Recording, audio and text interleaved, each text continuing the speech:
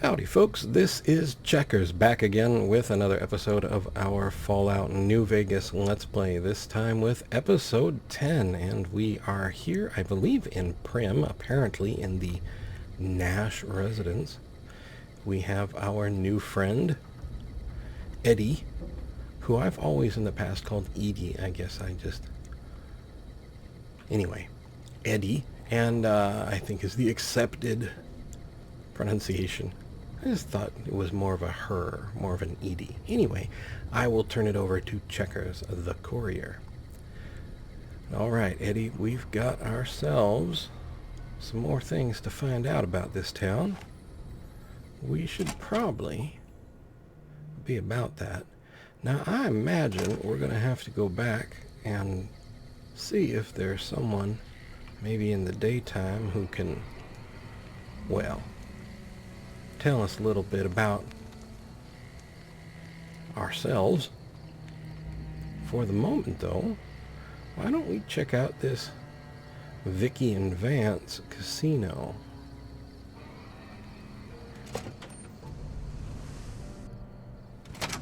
I don't know what it was brought you to Prim, youngster, but you might want to rethink your plans. Town's gone to hell.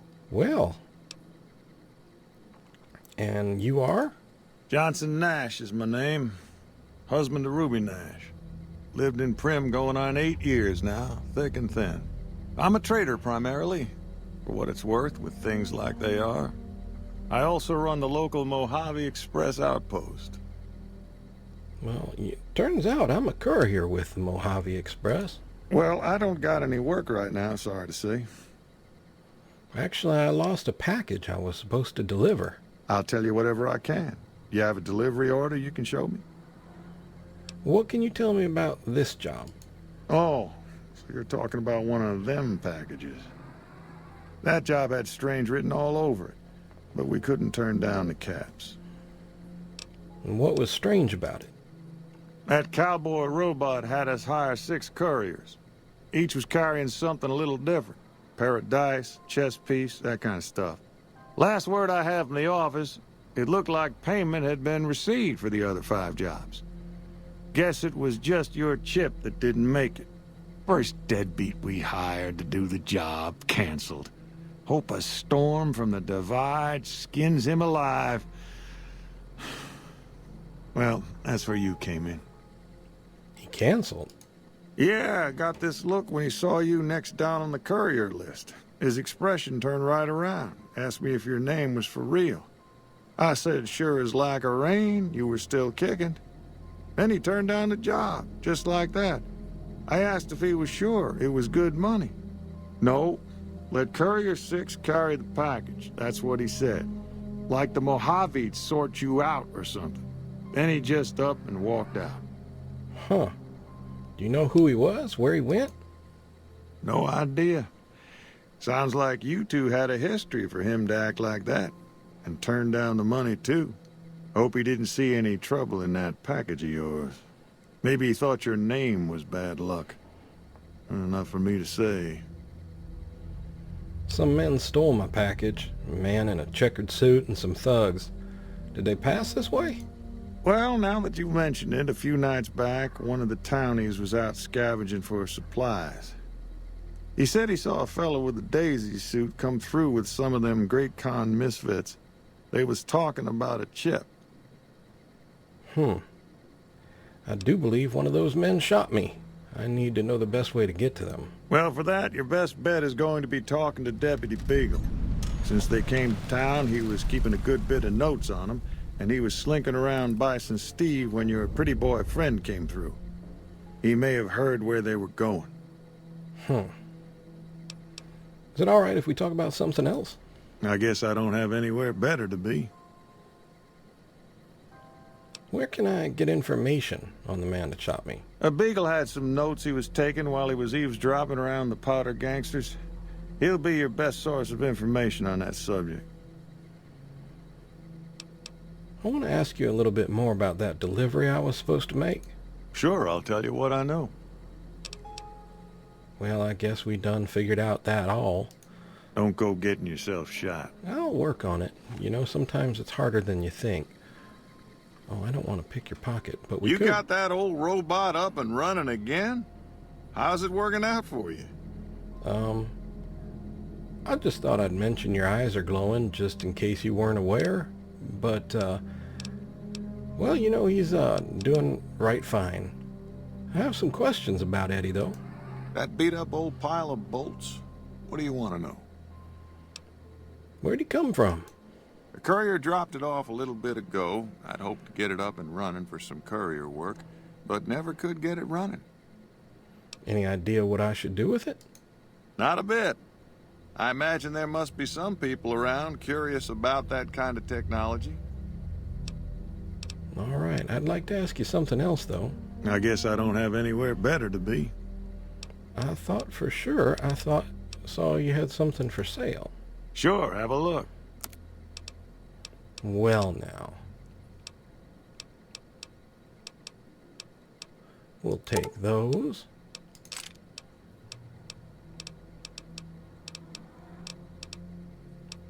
Some energy cells.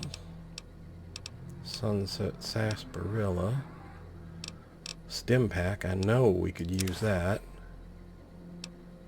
How is our silence 22? Should take a look. Oh, it could use a bit of repair. We'll take that. And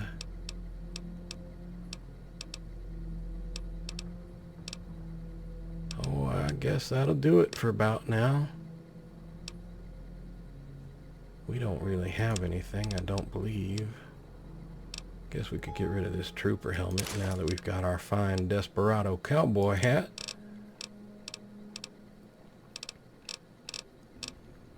And, well, maybe we can cut some of our cost with a bit of chems that I've found about the place.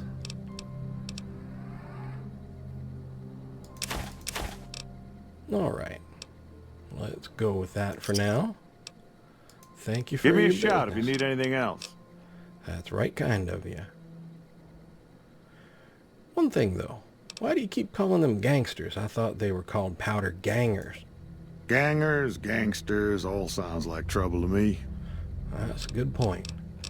You take care of yourself now. Goodbye. And what else do we have in here? Move along, please. Prim Slim. Oh, we've got to talk to Prim Slim here. Let's just put that away. Howdy, partner. Welcome to the Vikki Vance Casino and Museum.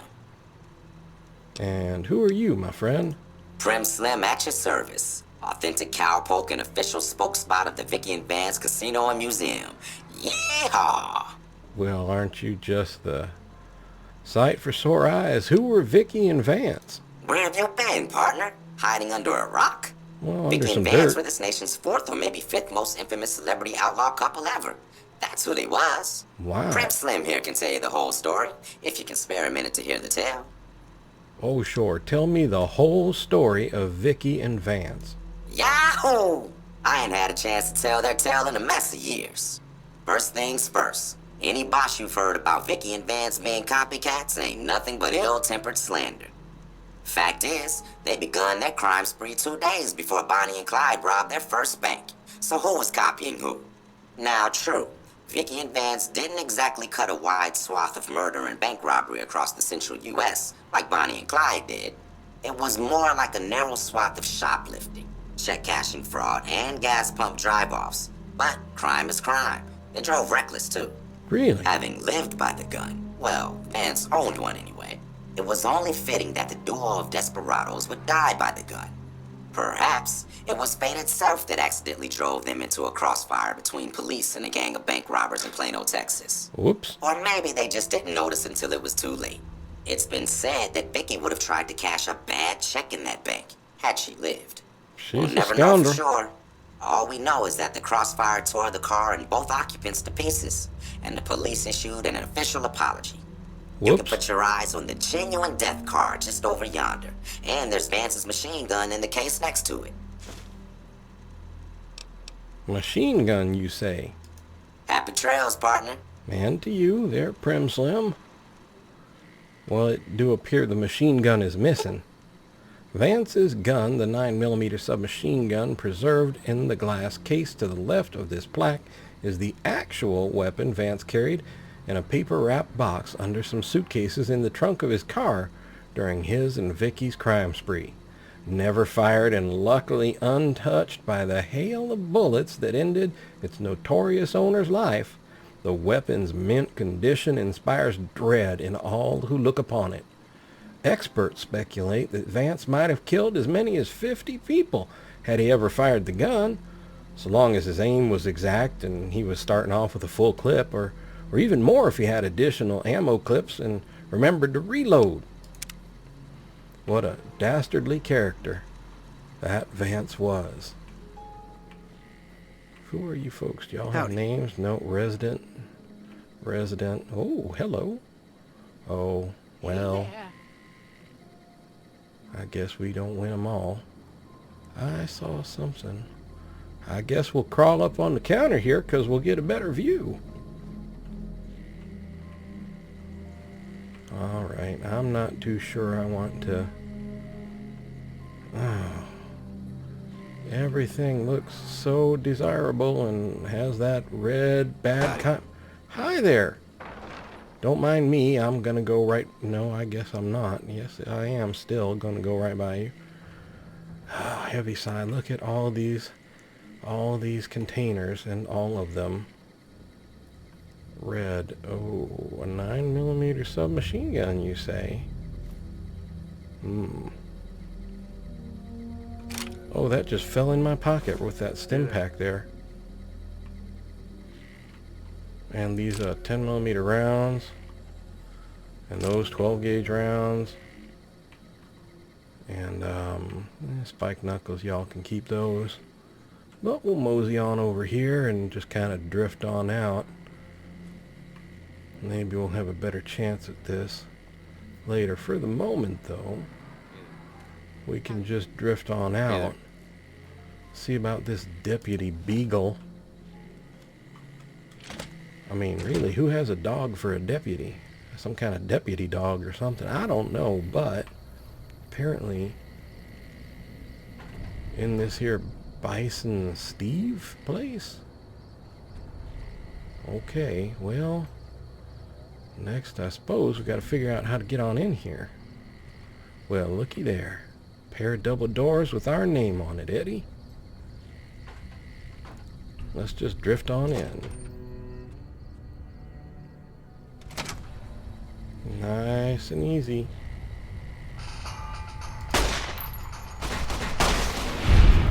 Well, Eddie, that was right impressive.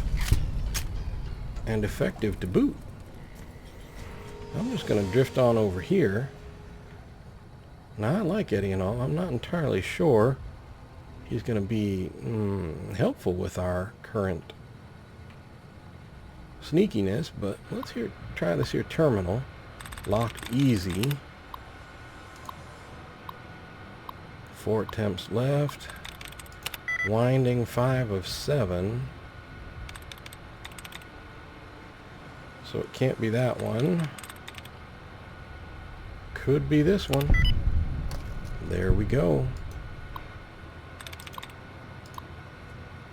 Disengage lock, which means there's a lock somewhere we might be able to pick. Oh, but it's a hard lock, so apparently we're in the hard lock cafe, and let's just pop that right on open with our terminal access. Thank you kindly. Well, what do we have here? Bison Steve maintenance key. We'll take that off your hands. Some poor souls here who didn't make it. Lunchbox. Always handy to have something to carry your yummies in. Locked average. We can't pick that, unfortunately. Well, I just picked something up that I didn't even intend to. I was meaning to get to the fridge. Some Med-X, though. Some caps. Let's see what we have here. I think I picked up a 9 from the looks of things, I would guess that to be true. We'll just repair one of these. While we're at it, we can repair this with the hot one that we acquired as it fell in our pocket. We can also repair this. And maybe while we're at it, if Eddie doesn't mind not giving away our position, some mentats right away. We can see about blood pack might be worth it. A little bit of extra health now and then. Alright, Eddie, yes, I'm gonna drift on underneath you there. We'll check this fella out. Convict with 12 $5 NCR notes, a 9 pistol, 15 9 rounds, bottle cap, 9 cases, 2 dynamites, and things and stuff. But we are going to consolidate another one of these, just so we don't have too much weight on our hands. Okay, here's the deal, Eddie. Come on over here for a moment. Come on. Come on. There you go. Good, Eddie. Now, what I'd really like you to do is wait here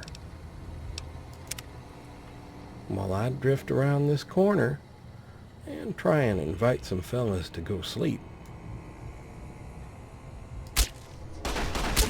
You like that? Question is, do you?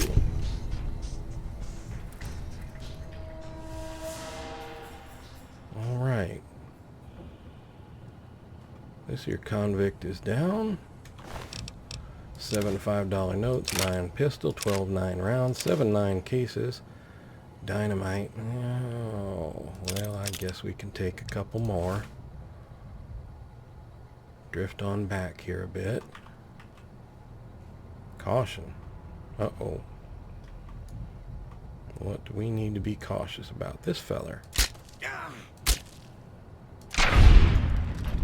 But we don't really have to be all that cautious because he got real tired before he got to his friend.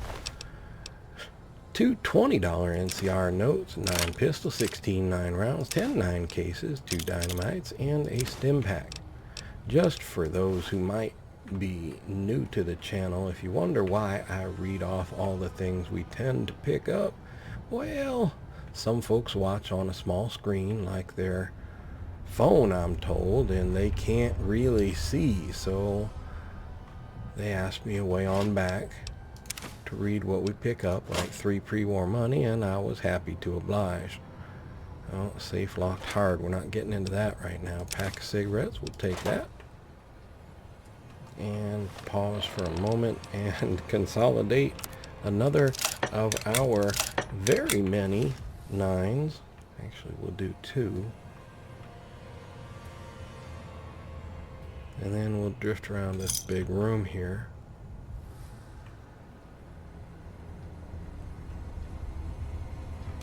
Lock door, use key.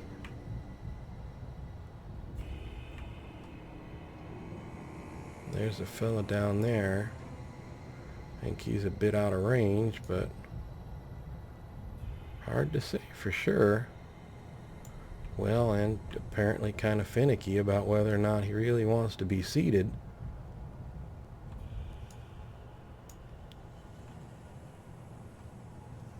Well, I'm guessing that would be the Deputy Beagle right there. You know what we should do? Well, no. Alright, here's what we're going to do. We're going to come back this way. Anybody there? Ah! Hey!